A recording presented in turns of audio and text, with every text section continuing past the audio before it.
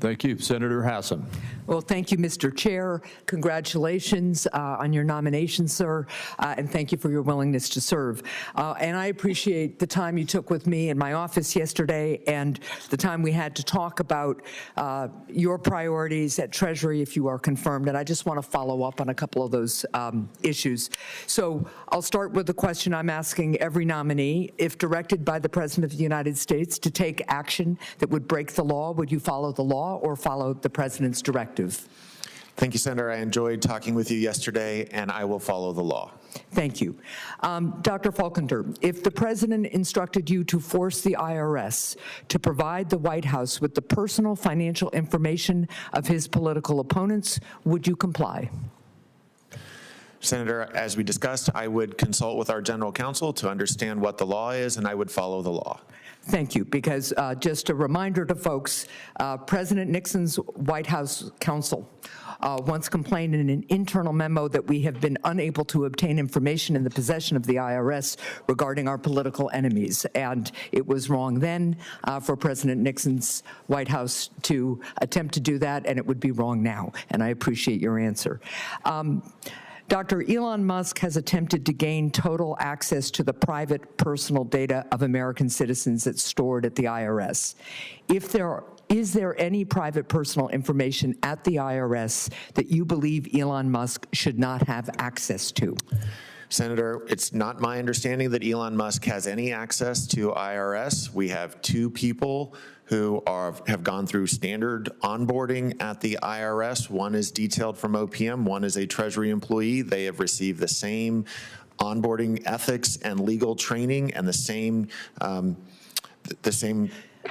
explanations as to their access to taxpayer information as the memorandum of agreement between the Office of Personnel Management and IRS says. It's the Secretary's intent that that person not have access to taxpayer information. And my question is, if Elon Musk demands it, will you stand up to him?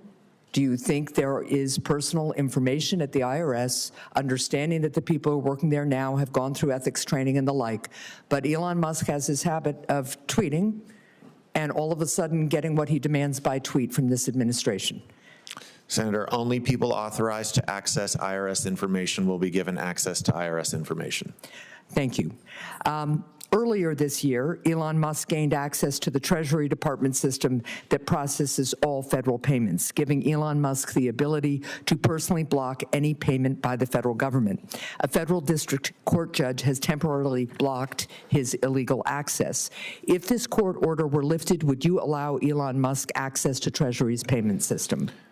Senator, Elon Musk does not have access to the payment system. Only people who are authorized Treasury employees to have access to the information. So let me ask you this question. Elon Musk has enormous conflicts of interest, right? I mean, I think he's gotten something like $38 billion in federal contracts. His visibility into various systems that has reportedly gotten access to allows him to get proprietary information about his competitors, for instance. So if Elon Musk were to demand, or the administration were to say he's now authorized, and I can hear President Trump say it. President Trump says, you know, anybody's authorized that I say to for a security clearance. So now let's say President Trump says Elon's authorized. What are you going to do? Senator, I would consult with the general counsel and make sure that only people who have access, who are authorized to have access to Treasury information, are granted access to it. So I'll follow up on that. You are saying that you will prevent Elon Musk from, for instance, blocking federal payments for his own personal or political purposes. How are you going to do that? Senator, as with any Treasury employee, their access is subject to oversight, and there are records as to that access.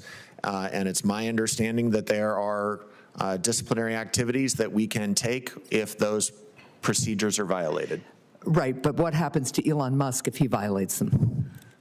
Senator, there's a hypothetical that I have not consulted with the general counsel on exactly how one would go about doing that. I commit that if confirmed, I would work with the general counsel's office and the IRS and the Bureau of Fiscal Services to make sure appropriate safeguards are followed. I thank you for that. I'm almost out of time, and I'm just going to say this to the chairman and to my colleagues.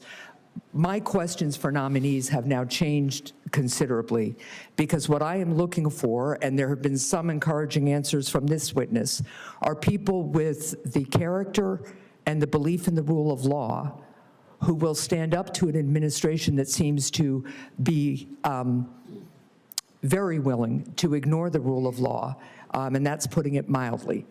And we have a president who's already violated the Impoundment Control Act.